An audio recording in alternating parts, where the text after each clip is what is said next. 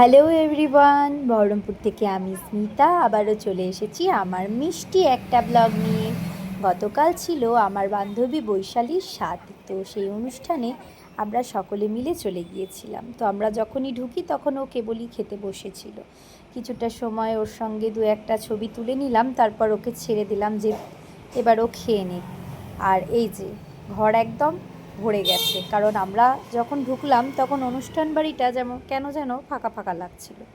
আমরা যেখানে চলে গিয়েছি সেখানে ফাঁকার আর কোনো জায়গা নেই, আমরা দলবল বেঁধে চলে গিয়েছিলাম।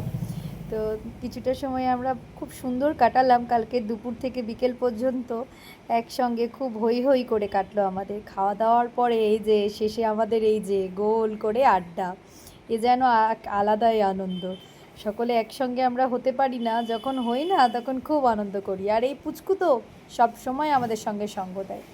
আর তার ফাঁকেই সময় তো চলে যাবে আর ফিরে আসবে না, তার কারণ আমাদের কিছুটা মুহূর্ত ক্যাপচার করার জন্য ফটো তুলে নেওয়ার পালা। তারপর আমরা বাড়ির পথে রওনা দিয়েছি, সেটাও বেশ মজা করে। টোটোতে গেলে সকলে আলাদা হয়ে যাব, তাই আমরা রাস্তা ধরে চললাম হাঁটতে হাঁটতে। চলে গিয়েছিলাম আরও এক বান্ধবীর বাড়ি। আড্ডা কিন্তু আমাদের এখনও শেষ নয়, এখনও বাকি।